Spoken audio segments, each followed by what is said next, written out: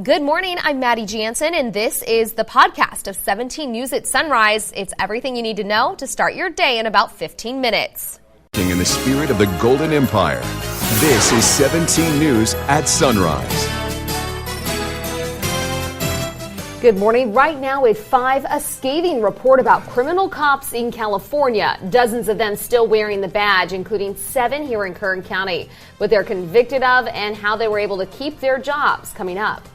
And honoring those who've served. We'll have a look at celebrations across the county this morning and how you can pay your respects as we gear up for a beautiful Veterans Day on this Monday, November 11th, 2019. Good morning. Great to have you with us on this Veterans Day. I'm Maddie Jansen alongside Alex Fisher, and things are going to get going pretty soon here in downtown Bakersfield. We could not look at a better forecast for it. Absolutely not. So let's turn things over to Kevin Charette, who's got a look at your holiday forecast. Good morning, Kev. Good morning. Yeah, it's going to be another nice day. Yesterday, we were in the upper 70s. We hit 78 degrees, and again, we've been well above normal. We should be right around 68 for this time of year. As we take a look at the temperature right now, 52 degrees. We've got no winds to talk about, just a light breeze expected as we go throughout the day. And let's talk about our Veterans Day. It's going to be a great day out there, and temperatures should top out right near 79 degrees under sunny skies and a light wind. Right around parade time, it should be 70 degrees, so looking very nice as things kick off. 34 degrees out of Tehachapi right now with no winds. We'll see a light breeze there today as well. And for the veterans up in the Tehachapi area and all our mountain communities, we are going to be looking at sunny skies once again. A northeast wind 15 to 25, and temperatures will be in the 70s. We'll talk much more about your weather in just a little bit, but first, back over to Alex. All right, Kev, thanks so much. And taking a look at your morning commute, and it's looking pretty clear on that side of town. And this is a look at the 99 at Airport Drive, and everything else around the county also looking pretty good to start off your Monday morning. We'll have another check coming up in about 15 minutes. A scathing new report finds more than 80 law enforcement officers working in the state today are convicted criminals, including 7 here in Kern County. 17's Aton Wallace has the findings. Well, let's be very clear here. The figures make up a very small number of the 79,000 officers in California who put their lives on the line every single day. But it should also be made clear, 80 California officers are still wearing the badge even after their convictions. The report states many of the officers who faced felony charges were allowed to plead down their charges to less serious offenses, likely sparing them from losing their jobs. California's criminal cops. That was the headline on the front page of dozens of California newspapers Sunday as part of a collaborative special investigative report with the UC Berkeley Graduate School of Journalism looking into California law enforcement officers with criminal convictions. Through data obtained through the Public Records Act, the report found over the last decade, 630 officers were convicted of crimes. More than 80 of them still wear the badge. Some drove drunk, according to the report. Others cheated on time cards, brutalized family members, even killed people with their recklessness on the road. Of the 630 officers in question, 40 were from agencies in Kern County. 7 of the officers still have jobs with Kern law enforcement agencies, including the Kern County Sheriff's Office, Kern High School District Police, Taft Police Department, and Ridgecrest Police Department. In one instance, the spouse of a Kern County Sheriff's deputy said in records cited in the report, her spouse shoved her to the ground, kneed her in the back, and handcuffed her so she couldn't take their baby and leave. She said when she tried to get away, he grabbed her hair and pushed her into the doorframe. The deputy was charged with domestic abuse, false imprisonment, and battery, but he did not lose his job because he was allowed to plead no contest to a single, far less serious charge of disturbance by a loud or unreasonable noise. What's more, the report states a discipline review committee in December 2017 sustained numerous allegations against the deputy, records show, including neglect of duty, dishonesty, and incompetence, and recommend he be fired. But he wasn't. He's still on the job. Also mentioned in the report, Kern County Sheriff's Deputy John Swearengen. In 2014, authorities said Deputy Swearengen hit and killed 2 people on Norris Road.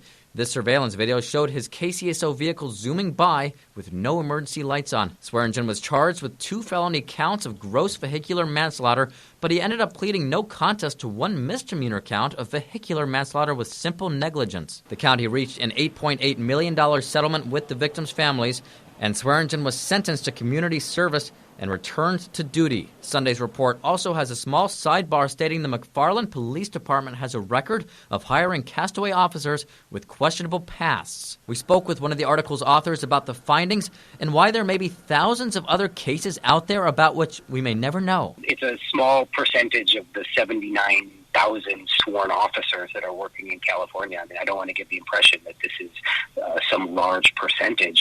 By the same token, we don't know the actual number. This is a sampling.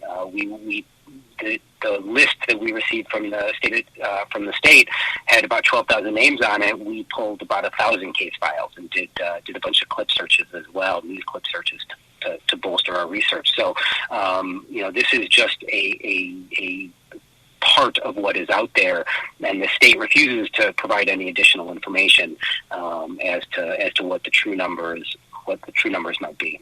We did find a number of cases in Kern County, and certainly reached out to the departments within Kern County, trying to understand more about what we were finding, and the law enforcement leaders within your county, by and large, declined to speak with us. We should tell you that Bakersfield, California was not part of the group of newspapers to release the report. Meantime, of the 40 Kern officers, 10 worked for the Bakersfield Police Department, but we checked and none of them are employed there anymore. We reached out to the Kern County Sheriff's Office and the other Kern agencies where convicted officers still work, but we were told we will need to wait until regular business hours for comment. And we attempted to reach out to the Kern officers named in the report for their sides, but we did not hear back by news time. In the newsroom, Eitan Wallace, 17 News. 5:06 now. The 19-year-old who went missing last week has been found. He went missing from the center between Thursday night and Friday morning. He was there recovering after being hit by a car in September. On Sunday, his mother confirmed he had been found and is safe. You may remember 10 million marijuana plants were seized by law enforcement a couple of weeks ago in Arvin, and now through public records, 17 News was able to obtain a $1 billion claim against the county of Kern for the destruction of those plants. The Sheriff's Office, the State Department of Fish and Wildlife, and the FBI were behind the raid late last month in Arvin. 11 fields, nearly 460 acres, were destroyed. But here's the $1 billion question. Were the plants hemp or marijuana? Both are cannabis plants, but only marijuana has enough THC to get users high.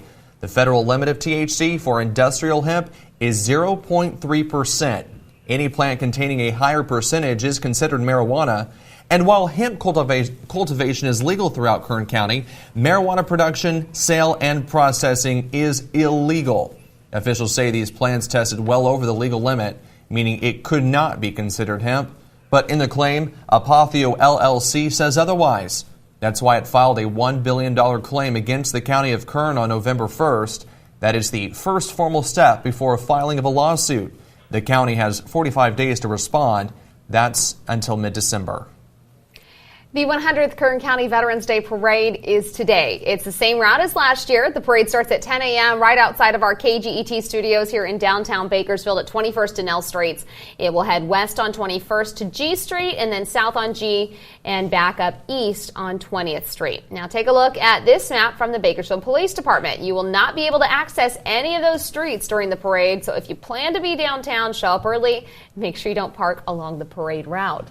Meanwhile, the American Legion Post 26 is hosting breakfast starting at 6:30 this morning. The cost is $6, but veterans eat for free.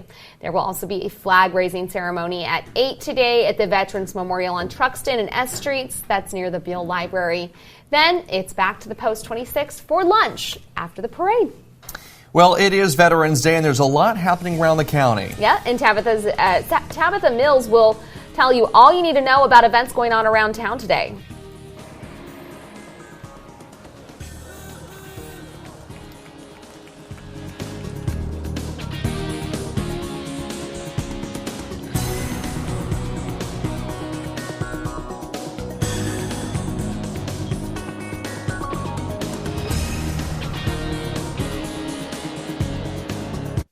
Working in the spirit of the Golden Empire, this is 17 News with Maddie Jansen, Alex Fisher, and Kevin Charette with your Pinpoint Doppler forecast. This is 17 News at Sunrise. 365 days of letters from an American soldier in Vietnam to the woman he loved. Max Burdick wrote his wife, Kathy, every day during his deployment. Letters of love and war he thought were gone until Kathy died. 17's Tabitha Mills is joining us in downtown Bakersfield from American Legion Post 26 this morning with that story. Tab. When the letters resurfaced, Burdick published them into a book titled 356 Shades of Olive Drab. It's a memoir of the Vietnam War and of a love that helped a soldier survive. Love letters thought gone. November 28, 1967. I miss you more and more every minute. And of course, loving you more than words can ever express. Love, Max. War letters relived nearly 50 years after they were written. October the 15th of 67, relatively quiet today, slept until lunch, then after lunch did some of my ironing.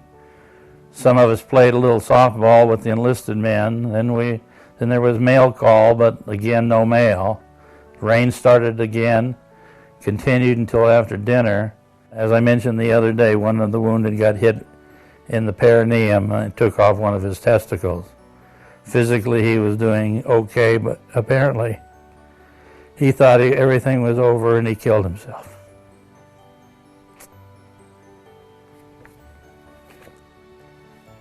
So that's things in here. And you don't forget it. A graduate of North High and the Bakersfield College nursing program, Max Burdick became a captain in the Army Nurse Corps during the Vietnam War. I was assigned to a MASH hospital. I was at the 7th MASH, which was northeast of Saigon. The purpose of the MASH hospital is what they call life and limb. First, save the life, and then if there's a limb involved in it, try to save the limb. Burdick wrote home to Bakersfield, to his wife Kathy, every day. His love for her evident. Every letter addressed to Kathy began with the words, "Thinking of you every moment of the day." Words that helped Burdick hang on. I could survive, because there were many times when I was at the end of my rope. Burdick endured the harsh realities of war. The worst thing was I was in charge of triage sometimes, and that's where you had to sort the type of patients you had, and one of the categories, of course, is the ones what they call the black flags, where you just put them aside until they die. And those were hard. We had a sign-up sheet that we used that said, I'm not going to be here tomorrow. And when you're fed up, you stopped. And you took a time out. Then you came back. Kathy died from ovarian cancer in 2005.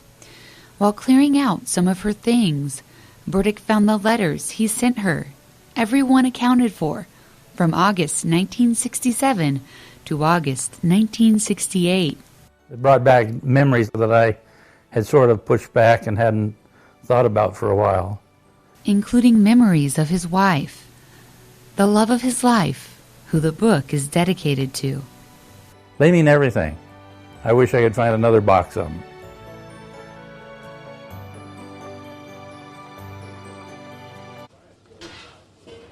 It's a beautiful, beautiful letters there, beautiful memories of the war from a local Vietnam veteran. You can find his book, 365 Days of Olive Drab, on Amazon if you're interested. It's a great read. I do recommend it. But let's bring it out here right now. And here's a look at the Kern Law Enforcement Association. They are getting ready to feed our veterans this morning right ahead of the Veterans Day Parade in downtown Bakersfield. That breakfast starts at 6:30. If you are a veteran, that is free for you. If you are a friend of a veteran, that'll be $5. But we have bacon and sausage and pancakes and a lot of good things going on this morning. So if you're hungry and you're a veteran, we hope to see you down here in just a little bit. Maddie and Alex, we'll toss it back to you in the studio for right now, but we'll bring you more from this Veterans Day breakfast in just a few minutes. Great way to honor our veterans. Just go down there and have breakfast with them this morning. Yeah. All right, thanks so much. Amtrak had a record the year last year. But why that isn't quite enough to help make the company thrive, coming up.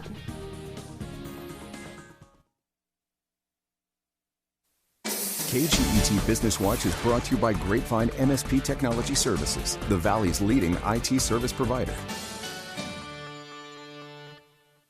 Amtrak is reporting a record year. The company set new operating records in ridership, revenue, and financial performance. That's based on fiscal year 2019, which ended in October, but that doesn't mean the railroad is in the black. It's still losing money. Administrators say Amtrak should reach operational break-even in fiscal year 2020. Ridership set a new company record, providing 32.5 million customer trips. That's about 800,000 more passengers than the previous fiscal year. And today is Veterans Day, as we've mentioned, and since it's a federal holiday, you may have questions as to what will be open or closed. You'll find regular hours at Target, Walmart, Kroger, Trader Joe's, zoos, most malls and department stores, FedEx and UPS. Movie theaters will have regular hours, and veterans may get perks. National parks will be open and free. As for what will be closed, anything government-owned like the DMV and public libraries will most likely be closed as well. Banks are generally closed for Veterans Day, too. The U.S. Postal Service will not deliver mail today, and its post offices will be closed. Wherever you plan to go, it's a good idea to call ahead and confirm if it's open.